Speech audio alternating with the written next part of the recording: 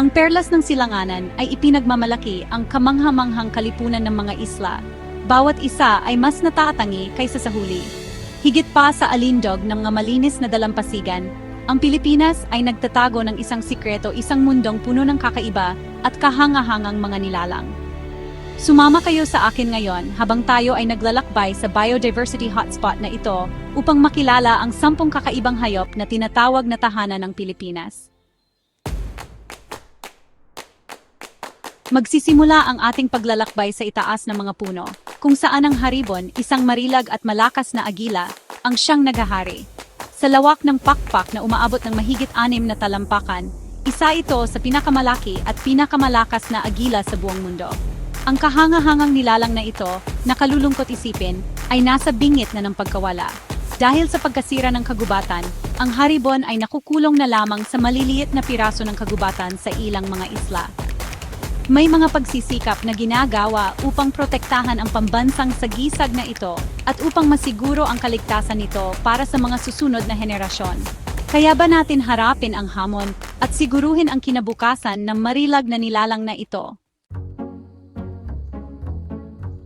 Ang susunod nating pupuntahan ay sa sahig ng kagubatan, kung saan natin makikilala ang isang kakaiba at kaibig-ibig na nilalang, ang Visayan Warty Pig. Ang pinakanatatanging katangian nito ay ang 3 pares ng mga kulugo na nakapaligid sa mukha ng lalaki, nagsisilbing panangga sa mga labanan para sa pangingibabaw. Ang mga kahanga-hangang nilalang na ito ay mga dalubhasa sa pagbabalat kayo, ang kanilang magaspang at makapal na balahibo ay humahalo sa sahig ng kagubatan. Nakakalungkot, tulad ng maraming natanging naninirahan sa Pilipinas, ang Visayan Warty Pig ay nanganganib. Ang mga programa sa pag-aanak para sa konserbasyon at mga pagsisikap sa pangangalaga na nakabase sa komunidad ay isinasagawa upang protektahan ang charismatic na nilalang na ito. Tungkulin nating protektahan sila at ang kanilang tirahan upang matiyak na ang kanilang mga nakakatuwang galaw ay patuloy na magbibigay buhay sa mga kagubatang ito. Ang ating paglalakbay ay dadalhin tayo sa puso ng kagubatan kung saan ang hangin ay puno ng huni ng mga kakaibang ibon. Makinig ng mabuti at baka marinig mo ang kakaibang huni ng Rufous-headed hornbill, isang ibon na ang matingkad na balahibo ay kasing sigla ng kagubatan mismo. Ang Rufous-headed hornbill ay may mahalagang papel sa ecosystem ng kagubatan. Nagkakalat ng mga buto habang naghahanap ng prutas sa mga puno.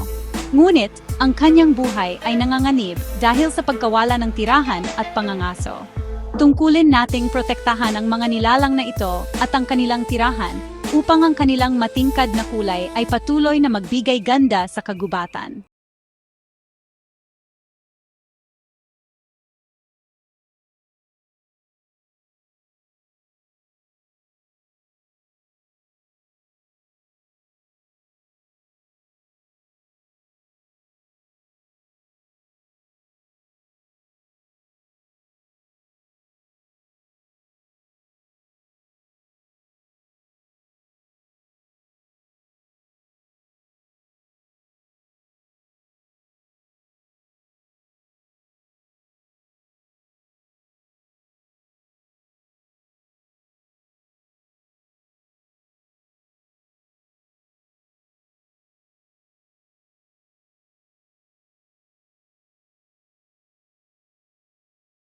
Ito at ang kanilang tirahan.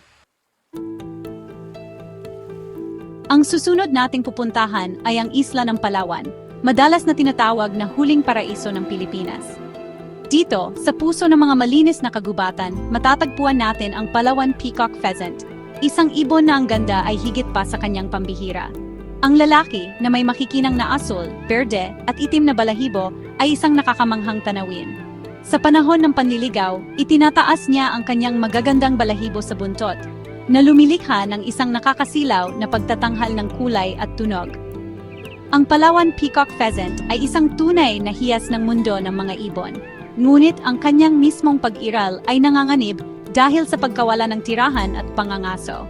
May mga pagsisikap sa pangangalaga na ginagawa upang protektahan ang kahangahangang nilalang na ito at ang kanyang tirahan. Ang ating paglalakbay ay magdadala sa atin sa mga isla ng Panay at Negros, kung saan makakatagpo tayo ng isang nilalang na nasa bingit ng pagkaubos, ang Visayan Spotted Deer. Dati silang matatagpuan sa buong Kabisayaan, ngunit ngayon, kaunti na lamang ang natitira sa kanila sa ilang kagubatan. Ang kanilang makintab at mapula-pulang kayumangging balahibo na may mga puting batik ay perpektong nagtatago sa kanila sa lilim ng mga puno sa kagubatan. Nakalulungkot, ang kanilang kagandahan ang dahilan kung bakit sila hinuhuli ng mga ngaso, kaya naman kaunti na lamang ang natitira sa kanila. Ang Visayan Spotted Deer ay isang simbolo ng pangangalaga sa kalikasan sa Pilipinas.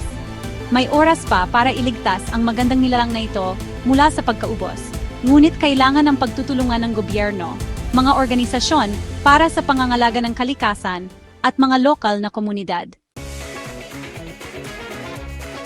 Ang aming paghahanap sa Philippine crocodile ay magdadala sa atin sa malalabong tubig ng mga latsyan at mga ilog.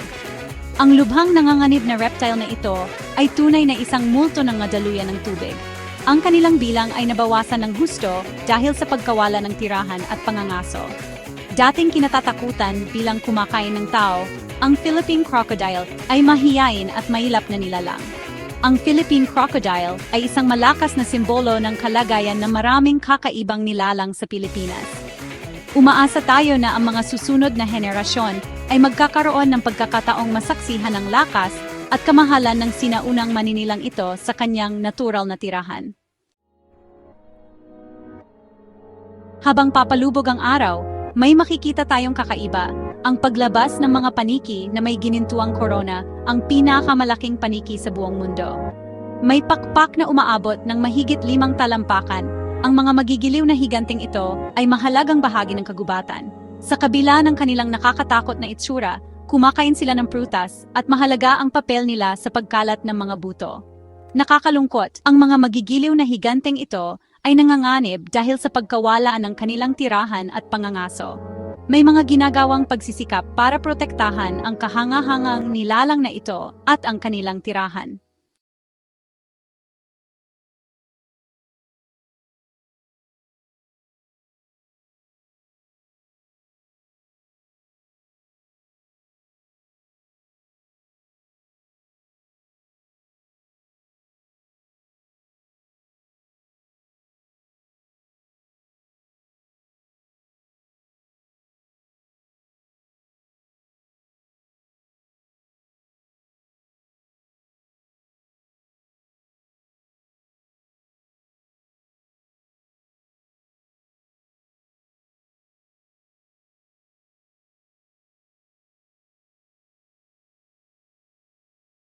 Ang magandang ibong ito at ang kanyang tirahan.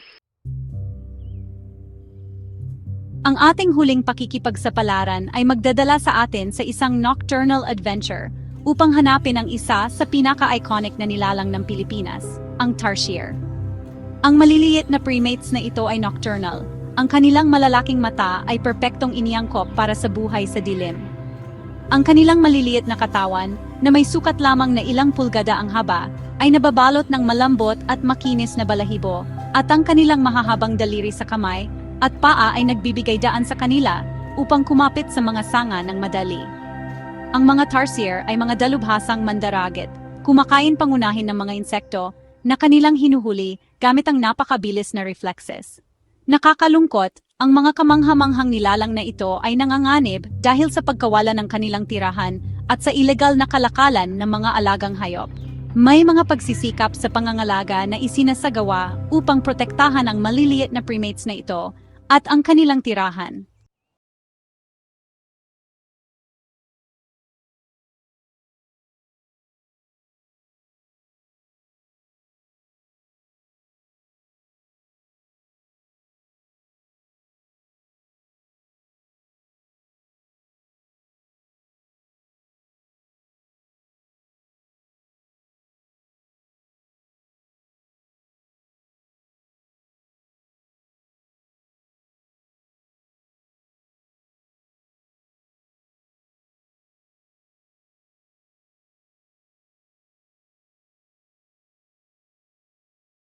Hindi mabilang na mga species patungo sa pagkalipol.